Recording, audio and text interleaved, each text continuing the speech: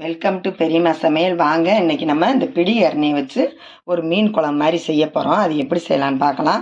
இப்போ வந்து இந்த கருணக்கிழங்கு வந்து நம்ம வேக வச்சுக்கலாம். வேக வச்சு எடுத்துக்கிட்டு அப்புறமா குழம்பு செய்கிறோம் உங்களுக்கு காட்டுறேன். இப்போ வந்து தண்ணி ஊற்றி அடுப்பில் வச்சுக்கலாம். இப்போ அடுப்பை பற்ற வச்சுட்டு கிழங்கு நல்லா வேக வச்சு எடுத்துக்கலாம். இந்த மாதிரி வைக்கும்போது அந்த கரகரப்பு எதுவுமே இருக்காது, நல்லாயிருக்கும், டேஸ்ட்டாக இருக்கும். இந்த மாதிரி வச்சு பாருங்கள். இப்போ ஸ்டவ் ஆஃப் பண்ணிக்கிடலாம். கிழங்கு பார்த்திங்கன்னா நல்லா தெரியுது. இப்போ ஆஃப் பண்ணிட்டு அதுக்கு தேவையான என்னென்னு பார்க்கலாம். குழம்புக்கு சின்ன வெங்காயம் 100-150 வெங்காயத்துக்கு உரிச்சு வச்சுருக்கோம். ஜீரகம் வந்து 1.5 ஸ்பூன் அளவுக்கு எடுத்து வச்சுருக்கு. காஞ்ச மிளகா வந்து 10 மிளகாய்க்கு மேலே எடுத்துருக்கோம். இந்த குழம்போட டேஸ்ட்டு வந்து காரம் புளிப்பு எல்லாம் கரெக்டாக இருந்தால் தான் நல்லாயிருக்கும். அதனால் இதை எல்லாத்தையும் நம்ம பச்சையாக அரைச்சிட்டு குழம்புக்கு வந்து புளி வந்து நல்லா ஒரு நெல்லிக்காய் எலுமிச்சம்பழத்துக்கு மேலே ஒரு அளவுக்கு நம்ம ஊற போட்டிருக்கோம். இதை வந்து புளி கரைச்சிட்டு குழம்பு எப்படி வைக்கலாம் அரைச்சிக்கிறோம். ஃபஸ்ட்டு மிளகாவத்தில் அரைச்சிட்டு அப்புறமா ஜீரகத்தை அரைச்சி இதை ஒன்றும் அதிகமாக அரைக்கணும். அரைச்சிக்கிறேன் ஃபஸ்ட்டு. இப்போ ஜீரகத்தை ஒன்றும் அதிகமாக அரைச்சிட்டு அப்புறம் வெங்காயத்தையும் ஒன்றும் அதிகமாக ஓட்டி எடுத்துக்கிறேன். அரைச்சி எடுத்துக்கிட்டோம். இப்போ குழம்பா கூட்டிக்கிடலாம். பிணைஞ்சி பிறகு நம்ம ஒரு ஓட்டு ஓட்டிட்டோம்னா அந்த தோலெல்லாம் மசிஞ்சிரும். அதனால் 2 தக்காளி பழம் பெருசாகவே போட்டுக்கிறேன். புளிக்க அரைச்சி குழம்புக்கு ஊற்றிக்கிடுவேன். நல்லா புளிப்பாக இருந்தால் தான் குழம்பு டேஸ்ட்டாக இருக்கும். இந்த குழம்பு வந்து ரொம்ப சப்புன்னு வச்சிடக்கூடாது. புளிப்பு உரப்பு அதுக்கு தகுந்த மாதிரி திட்டமாக இருக்கணும். இதுக்கு நல்லெண்ணெய் தான் பெசல். புளிக்க அரைச்சிட்டோம். கல்லுப்பு சேர்த்துக்குவோம். அதில் மஞ்சத்தூள் ஒரு சின்ன ஸ்பூனு தான், 1 ஸ்பூன் அளவு போட்டுக்கிடுவோம். அரைச்சிருக்க மசாலாவையும் அதில் சேர்த்துக்கலாம்.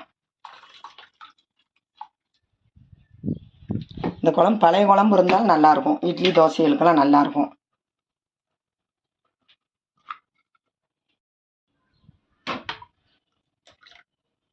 குழம்பு ரெடி ஆயிடுச்சு.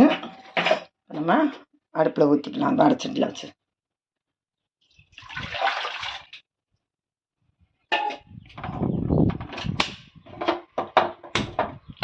நல்லா கொதி வந்ததும் சிம்மிலே போட்டுருங்க. நல்லா கொதித்து மசாலா எல்லாம் அடங்கின பிறகு நம்ம கிழங்கை கட் பண்ணி போட்டுக்கலாம்.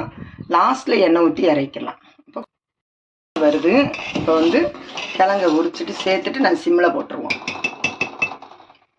கட் பண்ணிக்கிட்டோம். இப்போ கருணக்கிழங்கு இதில் சேர்த்துக்கலாம்.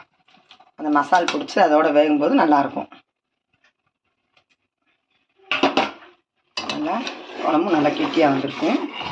பாதி காஞ்சிருச்சு. இப்போ கொஞ்சம் நம்ம நல்லெண்ணெய் சேர்த்துக்கலாம். இப்போ கொஞ்சம் சேர்த்துட்டு இறக்கும்போது கொஞ்சம் சேர்த்துக்கலாம்.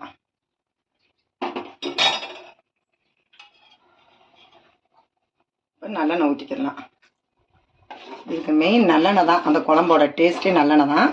இப்போ நல்லெண்ணெய் சேர்த்துட்டோம். நல்லா கொதிக்கட்டும். நல்லா சிம்மில் போட்டுருவோம். நல்லா வற்றி வரட்டும் குழம்பு. குழம்பு நல்லா காஞ்சிருச்சு. இன்னும் கொஞ்சோண்டு எண்ணெய் சேர்த்து நம்ம ஸ்டவ் ஆஃப் பண்ணிக்கலாம். குழம்பு நல்லா திக்காக வந்துருச்சு. இன்னும் குழம்பு நல்லா காஞ்சிருச்சு. நல்லா திக்காக வந்துருச்சு. இப்போ நம்ம எண்ணெய் ஊற்றிட்டோம். ஒரு 5 நிமிஷம் கொதிக்க விட்டோம். இப்போ ஸ்டவ் ஆஃப் பண்ணிக்கலாம். நல்லா கெட்டியாக இருக்குது. இப்போ ஸ்டவ் நிப்பாட்டிக்கலாம்.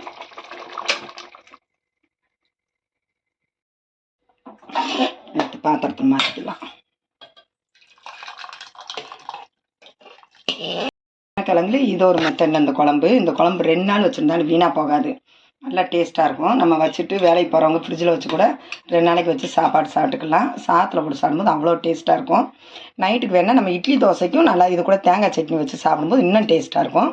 ரொம்ப ஈஸியான குழம்பு. இதையும் நீங்கள் வீட்டில் இதே மாதிரியே ட்ரை பண்ணி பாருங்கள். இந்த வீடியோவுக்கு ஒரு லைக் போட்டுருங்க. பெரியம்மா சமையலுக்கு ஒரு சப்ஸ்கிரைப் பண்ணிடுங்க.